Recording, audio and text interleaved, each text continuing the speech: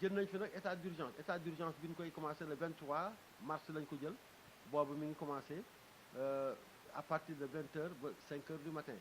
donc ba 6 heures du matin ba ñu ko jëlee lépp dafa taxaw frontières yi tëj nañ leen dem ak dikk bi vraiment doy na waar autorisation yi ñu mayoon sax dem nañ ba dindi autorisation yi waaw kenn xamatul affaire bi nu mu demee doy na waar feebar bi daal bés bu nu yewwoo rek mu ñuy gis muy gën a yokk am na nag ci biir dëkk bi foo xam ne vraiment bu fa amu fa wala bu fa amee cas yu raar la donc loolu yëpp aussi ñu war a jël faggasnuku ci affaire bi ba nga xam ni yàlla mën na ci muccal jafe na nag parce que nit ki bu fekkee ni da ngay war a xëy di war a dem yëngatu muy marchand ambulant muy dawarkatu kalandoo bi muy jóge ci gare routière yi nekk ci transport yi muy jaaykat bi nga war yëngatu ci yenn yoo xam ne da nga war di dundal sa njaboot nga jógee dëkk ñëw Ndakaar war a di dégle ngay nemmaku ci say waajur di leen yónnee te loolu yëpp nga dem ba mu jafe lu méttee métti la donc tey dem nañ ba nga xam ne léegi ñu yegg ñetti weer yoo xam dañoo tënk ñëpp li may wax daal moo di président démb seet nañ ay yëngatu ci dëkk bi muy Touba di Tivaouane yeneen gox yu bëri Kolda ñu ngi taal ay pneu lu nañu def ko du nag parce que respecté wul la déedéet dañoo sonn parce que ku xiif yooxu feebar bi metti na mais xiif bi aussi am na te it ñu dem ak ñëw am na lu mën a am la parce que ñi nga xam ne fa la feebar boo jógee bu ñu demee ba ñoom ñu ubbi seeni frontière di def yenn yi war naa mën a am fii ci dëkk bi nañ ko waxtaanee diisoo ko ñu xam ni ñu koy defee ba nga xam ni vraiment wàllaate du am dara du am nit ñi danañ mën a dem ak ñëw ba vraiment ñu commencé ko nag mais duñ jóg rek na teel mën nañ ko defee ndànk-ndànk waxtaane ko ba nga xam ne yëpp dana mën a dem kii takk der yi aussi ñi ngi def seen liggéey xëy na comme ni nit ñi da wax ne alors léeg-léeg mu am ñu rëccale def loo xam ni sant ñu leen ko parce que kilifa police yi Ousmane Sy du leen wax dee leen dóore déedéet xëy na excès de pouvoir lay doon mais dem nañ ba nga xam nañ ni loolu mënul dox deltu nañ ci ginnaaw li xew Touba démb am na parce que du daw alkaat yi daw ñu de mais dañoo wane ne bu ñu usé de force xëy na nit mën na fa jël ñàkk bakkanam ñu ni boobaa ñoo ko def moo tax ñu wan leen ginnaaw population bi aussi nañu xam ne policiers yi ñëwuñu fi pour xeex leen ñun dañ leen di aar parce que dañu opté pour métier bi pour xamal leen ni vraiment que ni ñun dañ leen a war a aar parce que li ñuy wax ne ak àddina bi lu mu yëngatu amul benn dëkk bu mën a ñàkk police pour mën a dund parce que ñi toj ki def ko tuuti njaaxum yaa ngi fi ñëpp ngi fi bu dul feebar bi aussi donc loolu moo ci nekk man de suñu rôle ñu ngi koy def en tant que président du mouvement national des policiers du Sénégal ba mu tàmbalee laa joxe instruction ci président de cellule yëpp 14 régions ba plus de 35 départements na leen nag dem leen ci nit ñi waxtaan ak ñoom yedd leen waxal leen nan la ñu war a def amuñu de joxe mu amuñu ko waaye am nañu suñu xel ak suñu xalaat di dem ci ñoom waxtaan ak ñoom di leen xamal ne lii daal mën nañ ci def ba nga xam ne dañuy aaru di wax it lii état bi génne muy ndimbal jëmale ko ci nga xam ne waaye soxla nañ ko lu baax la mais nag am na loo xam ne aussi d'accord ma ci parce que boo demee bay wane ne man mii kat am naa lool te nga dëkk ci gox te xam gox boobu am ñoo xam ne xam nga ne duñu lekk duñu naan duñu suur mais balaa ngaa dem di dimbali kenn mais demal nga séddale ko foofu nga jox leen ko moo gën ngay wanewu da dem ñu lay filmer nga naan def naa lii wala def naa la loolu wane la waaye wanewul pour nekk dafa dugg na fi génn fii beneen bi mooy may wax ñenn ñi nga xam ne dama dégg ci presse bi ñu ni jox nañu 7000 francs alkaati yi ngir li ñuy taxaw ci mbedd bi nee na ne ñu soxlawuñu 7000 francs yi nañ ko denc loolu dañoo bëgg a yàq suñu der ñun ñëw fi pour wut xaalis ña koy wut ak ña koy wut xam nañ ko ak nañ koy defee ñun defuñu ko dugaluñu ci benn commission dañuy ñëw pour aar nit ñi def leen lu ñu aaroo soxlawuñu seen 7000 nañ ko garder parce que loolu honte la boo xam ne ñun vraiment dañ ko war a dindi ci alkaati yi parce que vraiment man mi alkaati yu bëri woon nañ ma di ma wax daal ne loolu ñun dañ ko rafetluwul parce que loolu war ñu ko woon wax sax parce que lu ñaaw a ñaaw dafa mel ni ñoom li ñuy liggéey dañ ci nekk di wut xaalis ñu wutuñu xaalis de li ñu nekk mooy dañu nekk pour aar nit ñi parce que métier la boo xam ne conviction lañ fa duggee moo tax ñu koy def moo tax ñu nekk ci donc li ñu war a def daal moo di tey mécc nañu géem waxtaan ak nit ñi wax ak nit ñi kilifa diine yaa ngi fi église catholique baa ngi fi ñeneen ñi nga xam ne am nañu kaddu ci dëkk bi ñu ngi fi nañu woote waaw tey président Macky Sall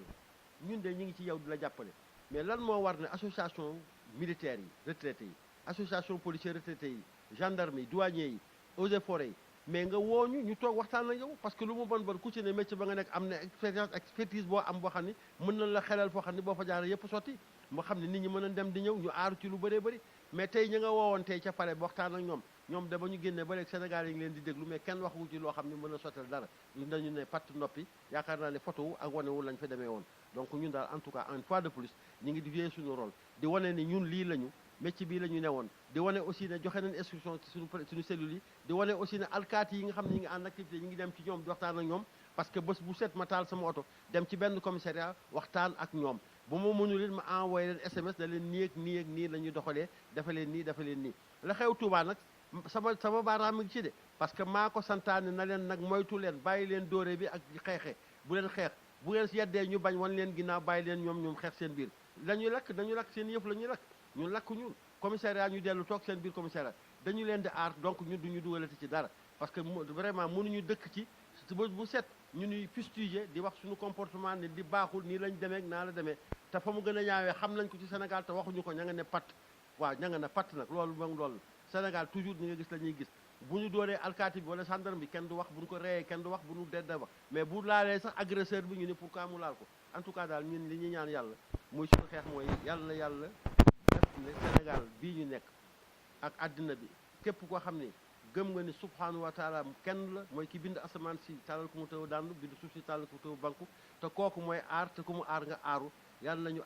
aar képp ku gëm loolu aar du bépp jullit bu nekk ci àddina bi te vraiment yàlla na aussi yow président dooleel la kattanal la wan la yoon bi ngay jaar bi nga xam ne yëpp dina sotti ñi la wërit di la conseil yàlla jox leen xel bu ñu la waxee ak ñooñu te it may wax ni bul xeeb kenn woowal ñëpp waxtaan ak ñoom nan la ñuy def ba yi génn fi amul xeex amul xuloo dëkk bu toll États-Unis ñu sommes les plus civilisés nous sommes les plus développés nga mën a dugg ci boutique woote carte d'identité jënd arme pour fetalante mais demuñu fenn ñun dépassé nañu loolu ma lay wax noonu dépassé nañ ko donc révolution bi du fi am parce que li wóor ba wóor moo boo dégloo xalif général des mourides démb la mu wax déjà apaisé na le climat wax na leen ñun ñi ngi joué suñu rôle man fa ma nekk tey jii dama retraité mais maa ngi ci digg civil yi ci garage clando yi ci saret yi di dem ci ñoom di wax parce que war ne woon ma leen sa benn daraja di wax ak ñoom donc comportement yooyu dañuy dem ba mujj gi ñoom dañ koy xam parce que boo bàyyee sa yaay muy mag sa papa muy mag yow nga ñëw fii te wóorul ne yar nga feebar nga bëgg a déplacé wu lu mën a am la mais nañ ko waxtaanee rek te waxtaanee bi dañ koy def parce que ñun li ñuy waxtaanee amul États-Unis xamuñu loolu ñu xam ñuy waxtaanee boo dégloo seen président ni muy waxee day mel ni moom day tëggu ne moom mooy yàlla ci suuf si donc kooku vraiment du exemple vivant bu ñu mën a joxe kii lu mu bon dana reculer ci loolu baax tey boo gisee ñu élargi ñu apaiser l'état d'urgence lan moo ko waral interpellation de l'imam de Léona Niassène bi xalif bi jógee ne man pare naa pour dem kaso mais looloo ko indi parce que on n'a pas voulu durcir le ton pour que dañu apaiser la situation loolu moo ko indi donc mosquée yaa ngi julli ñi ngi dem ñenn ngi dem fii donc li ci des mooy muñ te gëm ne yàlla mooy sottal lépp te waxtaane dañ ko waxtaan te yaakaar naa ne li xew démb incha allah dañ ko waxtaanee te buñ ko waxtaanee yëpp dana sotti je sais que y a les lobbies qui font tout pour que vraiment yëpp yëngatu yëpp jóg comme ni ñu ko waxee ak le professeur Seydi qui a fait qui est en train de faire des découvertes extraordinaires et que ñële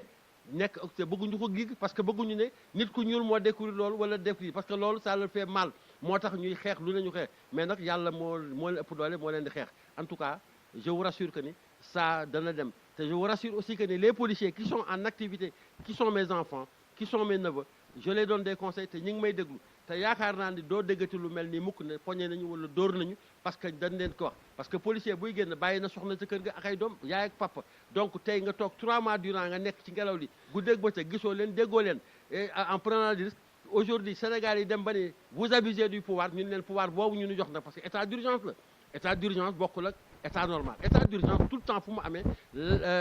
pouvoir yi day jóg est-ce que Macky Sall amoon na droit rek par décret mu ne yokku naa déedéet c'est l'état d'urgence te on a connu 3 états d'urgence 68 avec Senghor Abdou Diouf et par la suite Macky Sall donc par conséquent ces états d'urgence sont là tey jii nag li ko indi mooy état d'urgence bi yàlla santaane la parce que looloo ko indi parce que feebar bu ñu mënul gis la te yàlla rek moo ñu ci mën a génne yàlla na ci wel génne. Comme bon nombre de Sénégalais à l'arrivée de la Covid, notre préoccupation première c'était de voir comment participer à la riposte. Nous avons vu les autorités étatiques à travers le président de la République prendre des dispositions, en tout cas jugées utiles et nécessaires dans le cadre de l'organisation de la société en vue de mener une riposte en tout cas ferme contre la propagation du virus. Et c'est dans ce sens-là que nous avons estimé nécessaire de lancer par la COS M23 un réseau composé de toutes les franges de la société, Nous comptons parmi nous des médecins, des gens de la société civile, des acteurs politiques, des religieux, voilà, toutes couches confondues, pour voir comment, dans le cadre de la réflexion et des actions très pertinentes, nous allions participer effectivement à cet effort de guerre nationale. Et c'est de cela qu'on s'est organisé en commission. Nous avons une commission scientifique chapeautée par le professeur Seydi et qui est sous la direction du docteur Ibrahima Fall. Nous avons une commission sensibilisation,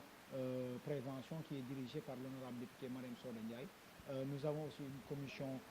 orientation qui est dirigée par M. Alintine. Alors nous avons un ensemble d'acteurs riches de leur expérience et de leurs compétences dans le cadre du métier sanitaire, mais aussi dans le cadre effectivement de l'entrisme et de l'engagement citoyen. Et à travers cette structure, nous avons posé pas mal d'actes, à savoir travailler à la sensibilisation des populations sur le respect des recommandations de nos autorités, respecter les gestes barrières, participer à la prévention et en même temps aussi être en tout cas un fer de lance de l'avis scientifique. Nous avons le professeur Seydi avec nous, nous avons une commission scientifique qui réfléchit sur effectivement les méthodes nécessaires quand même à mettre en œuvre pour aider les populations et participer effectivement à la réponse de manière très conséquente et de manière très efficiente. Oui, précisément non, mais ça importe peu pour nous parce que pourtant nous avions l'habitude de nous débrouiller, nous constituer pour porter la parole du peuple, pour nous ériger en sentinelle contre certaines pratiques que nous jugeons, en tout cas dans la ligne de la malgouvernance. Autant nous étions interpellés à user de la même démarche pour nous constituer en tant que citoyens pour participer à l'effort de guerre. Donc, reçus ou pas, soutenus ou pas, nous sommes des citoyens sénégalais engagés dans la marche du pays, n'importe comment. Alors on s'est débrouillé, on se cotise, l'honorable député amène sa voiture, amène de l'essence, nous on donne de l'argent, on constitue en tout cas une fortune de guerre conséquente effectivement à nos préoccupations qui peuvent prendre en charge effectivement nos différentes activités. On a eu à faire une distribution de kits à la cité Baraka, on a eu à faire une journée de désinfection au niveau de cité Bissap. Actuellement, nous préparons une distribution de masques et de lave-mains et de gel au niveau de certaines structures scolaires. Moi, je pense qu'il n'y a pas péril en la demeure. L'essentiel, nous avons le droit de participer, soutenu ou pas par l'État, ce n'est pas important. Pour nous, l'essentiel, c'est le Sénégal. C'est dans une de ces dimensions que nous sommes retrouvés, que nous sommes cotisés en tant que citoyens et nous posons la question qu'est-ce que nous pouvons faire pour notre peuple, qu'est-ce que nous pouvons faire pour notre nation. Et c'est à notre portée, on va continuer dans la même dynamique. Si l'État juge nécessaire de nous associer, de nous soutenir, c'est bon. Dans le cas contraire, nous sommes à l'aise, nous sommes très motivés parce que c'est une action citoyenne, c'est un engagement. Voilà, donc à cœur joie, nous le faisons comme nous conscions auparavant pour porter des combats citoyens à travers des plateformes qui sont là et puis la vie continue. En fait, le message ira à l'endroit de deux pôles. Le gouvernement du Sénégal, le président de la République, pour quand même s'adapter. Autant il nous demande de nous adapter effectivement à la présence du virus, autant eux aussi ils doivent s'adapter, n'est-ce pas, se contextualiser par rapport en tout cas aux problématiques qui sont posées par l'état d'urgence, le couvre-feu, n'est-ce pas, l'arrêt de toute activité économique, n'est-ce pas, la situation plus ou moins délétère que traversent certaines populations. Donc ils gagneraient à davantage corriger la démarche, engager une dynamique participative et inclusive, la concertation et la consultation de toutes ces franges qui sont en tout cas préoccupées, toutes ces franges qui sont affectées, pour qu'on puisse créer une synergie d'ensemble et en tout cas concerter les actions allant dans le sens d'organiser la riposte, le respect des mesures barrières et autres. À l'endroit des populations, nous demanderons quand même de garder le calme, parce que le chaos ne profiterait à personne.